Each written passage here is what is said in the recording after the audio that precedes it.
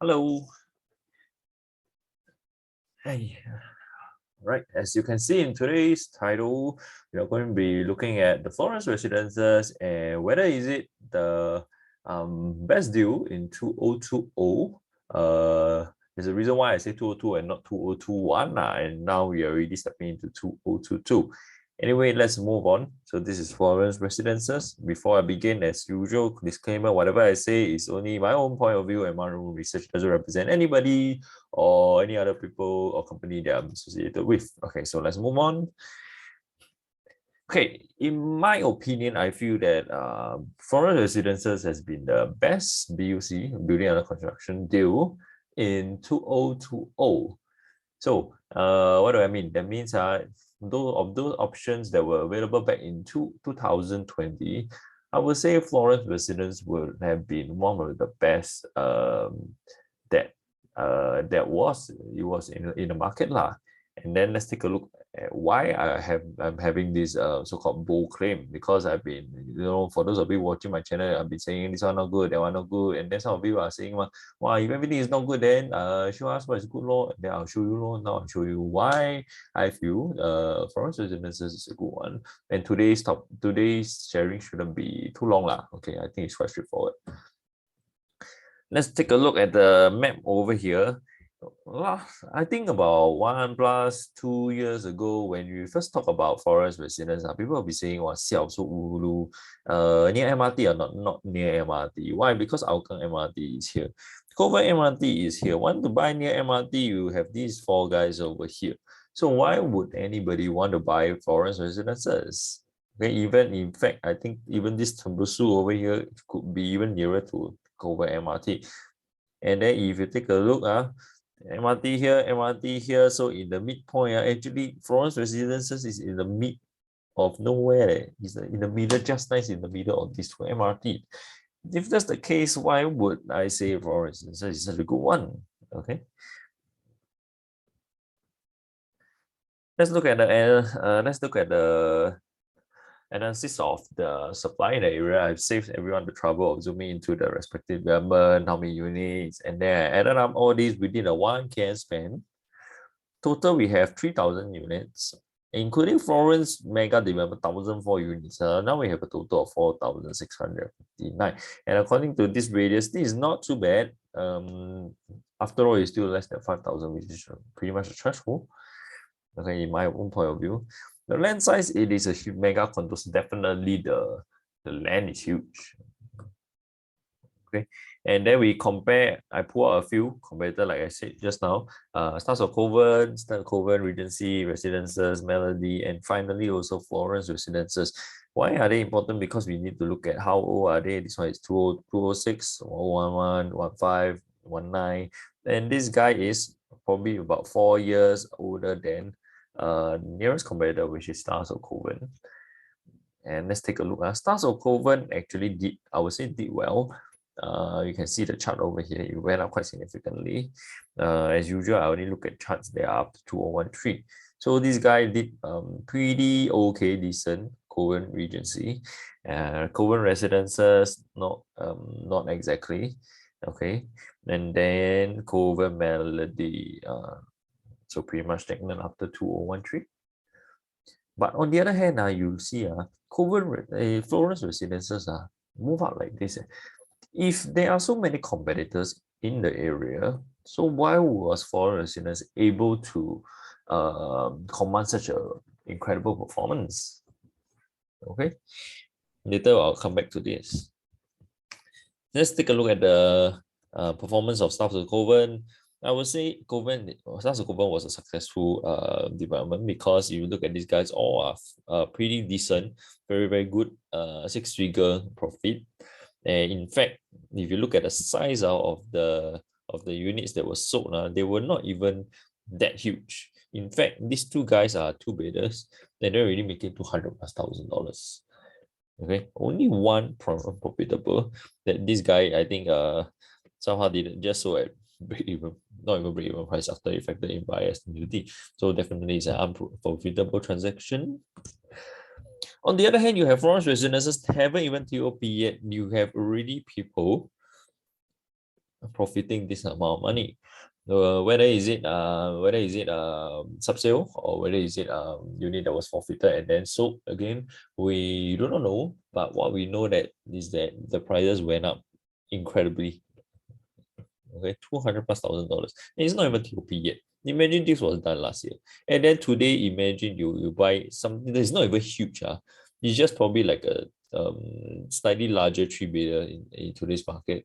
And then you're already sitting on paper gain of $200,000+. Isn't that incredible? I think you don't really see that in a lot of developments. But Florence Residences is already one example. Why am I talking about this? Because yesterday I had one client come to me asking me whether he should sell his the Florence Residences two bedder and then I asked him how much he bought. He bought at 1,500 like flat 1,500. And then the same stack that is still selling. There's one block. There is still one unit that is still selling, just a bit higher.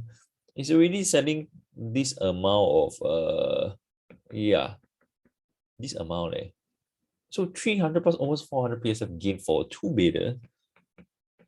How many developments have we seen this kind of performance? So I would say it's incredible. He's asking me whether he should sell, but he only bought in last year during only 2020, not last year. I keep saying last year because I keep thinking I haven't crossed 2022.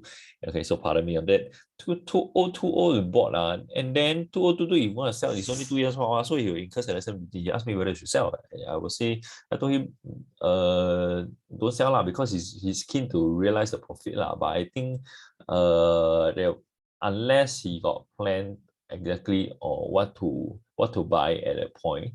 If not, then you just want to cash out and then start buying something else, but you don't know what you want to buy, may not be a very safe move yet. Because I feel Florence may not have reached its full potential yet. And then again, that's my own opinion. So I told him to hold. Okay, of course, if I tell him to sell, it will be good for me, but definitely I feel there's still room for him to move further. Okay. And then we compare Florence Residences now is already selling at a higher price than Sengkang Grand Residences. For those of you who already seen my video, I think you know why the chart is like this. Right? If not, for those of you who are still not very sure what would the integrated development, the MRT right at the downstairs, food hawker childcare everything there but still like this. Please go and watch my video if you're interested. Okay, and then you can see in the middle of nowhere, in between two MRTs, already this kind of pricing, already above integrated development. So why is it so? Okay, now back to this. One of the reasons I believe is because if you take a look, Florence Residences was launched below start of COVID. Even though start of COVID was already pretty much what do you call that, a built. It was before it was built, and then it was going to be ready. So in 2019, it was launched in 2019. And then, but it was launched quite significantly below, and it was very, very, very close to resale price, which was a Covenant Regency. And then it was selling at this kind of price. So definitely, I feel at that point, it would have to move. And in fact, I remember back in 2002, I looked at the prices of Florence Residences, and I was thinking, why aren't people snapping this up? And guess what? After 1-2 months later, people started more crazy snapping it up, and then hence started this whole wave of Florence Residences. Okay, I think sometimes I don't know, maybe based on my gut feel, after I look at the numbers and then I see that the units are moving, and I feel generally, if I feel that why this one should move but never move, chances of it moving in the next 1 month tend to be very high, very fast. Okay.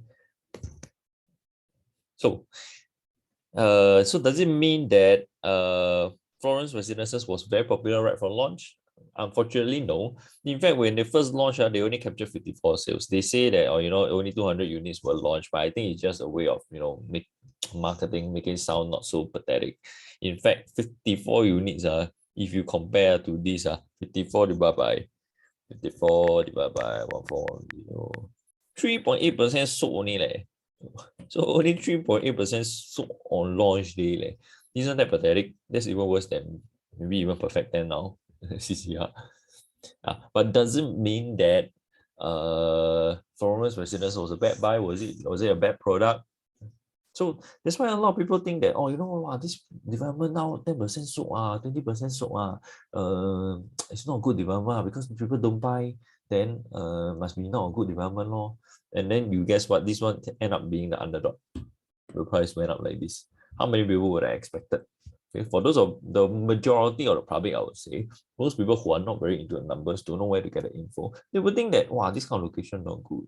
They would say that, market not accepting the price, not popular, so it's a bad product, I better stay away. Then guess what? Those people who stay away, maybe they queue here, they end up didn't commit to something because they feel that people never buy. They probably would have been kicking their own behinds right now for giving up their chances. Okay, so it doesn't mean that development that underperform on the launch weekend is not a good development. And there are also instances of developments that were fully booked, fully subscribed on the first day, maybe not fully 90 something, over 90% sold on the first day, and then end up not so doing very well. Because remember, when it comes to the market, there are a lot of misinformed buyers. Maybe the agents pushing for sales or something. They may not be as informed. So will you be the one that succumb to this kind of FOMO kind of buyers? Will you be those that, the crowd flock here, then I go there, the crowd flock here, then I buy, the crowd flock here, then I buy. If the crowd doesn't flock there, then I don't buy. If they are that kind of buyer, I think chances of you being very vulnerable, committing to a wrong purchase for investment, I think very, very likely. Because I would say you are just following a crowd, and most of the time the crowd doesn't know where they're going. And also when you have a crowd going to somewhere at the start, what does it mean? That means there is high demand. And then will you get the good deals? Okay, whereas maybe at another side there's another underdog. For example, there's another development which I shall not name, but also didn't do very well for the first few months. And then recently, the past few months has been surging like crazy, the sales. Okay, one of the best selling. And then very quickly, we take a look at the surroundings. A lot of people are selling, Florence Residences got Cross Island Line, which is not exactly very near. Okay, Cross Island Line next time will be here, but of course there will be 2030. And as a result of Cross Island, they had to shift the Hougang bus interchange, which is, I think, pretty much almost done already, to here, right behind Long Residence. And that's why you can see this. But I think they haven't updated this because this is supposed to be residential color. Okay, this will be the future integrated development, because this is zoned as commercial with residential color. So this kind of light blue. Hougang Bus Park lah. Okay, something like this. Quite a big piece of land. Okay, over here. And then we will take a look at Florence Residences. How much are they selling now? One bidder are selling 1,009 PSF. Got one plus study selling already 2,000 PSF. Will it be sold at 2,000 PSF? I'm pretty confident that actually somebody will end up buying over there, nearer towards TOP. The developer chances of them being rushing to sell is not very high. In fact, it's quite low because they already sold 90+%. They're taking their own sweet time to sell, and hence they stage up the prices. Two big deluxe are also selling at this kind of price. For those of you who are wondering, wow, why you got 1,006? I better go and buy now. It's because it's penthouse, you are adding in strata space, void area. Okay, so think about it. And so today's session is quite short. Verdict, why I feel Florence Residences is an excellent buy back in 2020 is because, as you can see, it was launching at below resale price, or rather it's this older competitor. Imagine younger lease and you're selling cheaper. How can go wrong? How to go wrong? It's very hard to go wrong.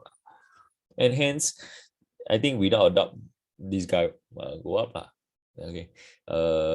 So if you ask me whether Florence Residences is a good buy right now, I will say, unfortunately, if you take a look at the prices now, it will be, I wouldn't say it's a good buy because you'll be buying at way above other people's prices. So like I mentioned just now, my client bought at 1,500 and then now it seems that it's selling at this kind of price. So I think can they exit next time at 1,009? I'm pretty confident they will be because the market will shift 1,009 and then there will be a 400 PSF. Are you willing to be the one paying the hero price, the extra 400 PSF? If you are, then please go ahead and go and buy lah. If you are not so I would say generous to other people to pay their profits, then maybe you have to do a little bit more research and find out. If you do not know how to find all this stuff or don't know how to analyze, then just seek professional help lah, which is understandable because everyone have their own specialty, everyone has their own profession.